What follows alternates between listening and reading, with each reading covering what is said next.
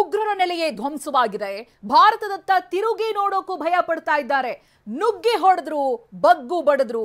ಬುದ್ಧಿ ಕಲಿಯದ ಪಾಕಿಸ್ತಾನ ಗಡಿಯಲ್ಲಿ ಮತ್ತೆ ನಾಗರಿಕರ ಮೇಲೆ ದಾಳಿ ಮಾಡಿದೆ. ನಿನ್ನೆ ರಾತ್ರಿಯೂ 2 ಕ್ಷಿಪಣಿಗಳನ್ನು ಹಾರಿಸಿದೆ. ಕ್ಷಣ ಮಾತ್ರದಲ್ಲೇ ಭಾರತೀಯ ಸೇನೆ ಪಾಕಿಸ್ತಾನ ಕ್ಷಿಪಣಿಯನ್ನ ಉಡೀಸ್ ಮಾಡಿದೆ.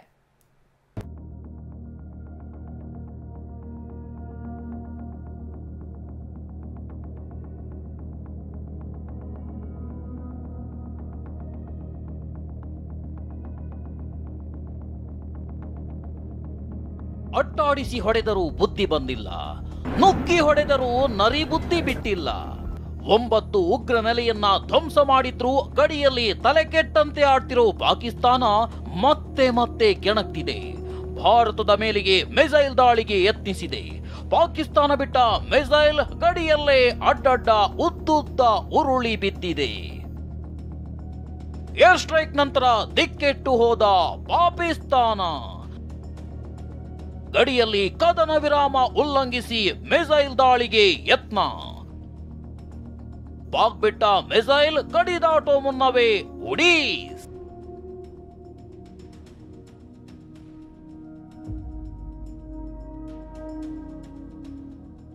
ಇಲ್ಲಿ ನೋಡಿ ಛಿದ್ರ.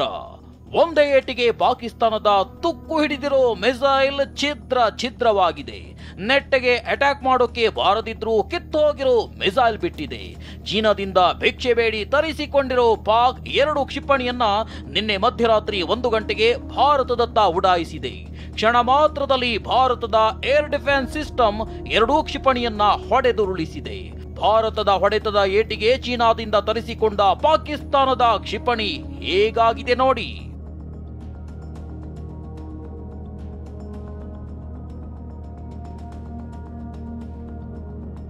ಏರ್ ಸ್ಟ್ರೈಕ್ ನಿಂದ ಕಂಗೆಟ್ಟಿರೋ ಪಾಕಿಸ್ತಾನ ಚೀನಾದ PL-15E ಕ್ಷಿಪಣಿಯನ್ನ ಉಡಾಯಿಸಿದೆ. ಏರ್ ಟು ಏರ್ ದಾಳಿ ಮಾಡುವ ಸಾಮರ್ಥ್ಯದ ಕ್ಷಿಪಣಿ ಮಧ್ಯರಾತ್ರಿ ಹಾರಿ ಬಂದಿದೆ.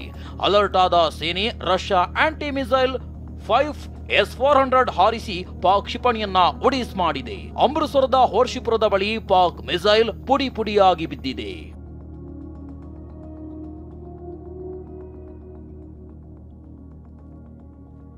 ಗ್ರಹಚಾರ ಬಿಡಿಸಿದರೂ ಗನ್ ಫೈರಿಂಗ್ ಬಿಡದ ಪಾಕಿಸ್ತಾನ.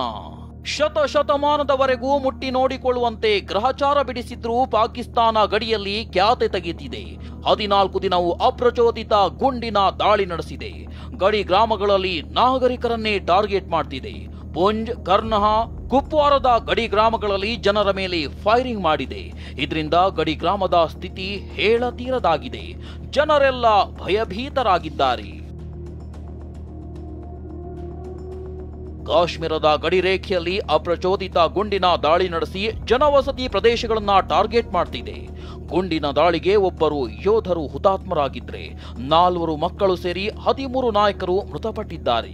50ಕ್ಕೂ ಹೆಚ್ಚು ಜನರಿಗೆ ಗಾಯವಾಗಿದೆ. ಗುಂಡಿನ ಶಬ್ದ ಕೇಳಿ ಜನ ದಿಗಿಲಿಗೆ ಬಿದ್ದಿದ್ದಾರೆ.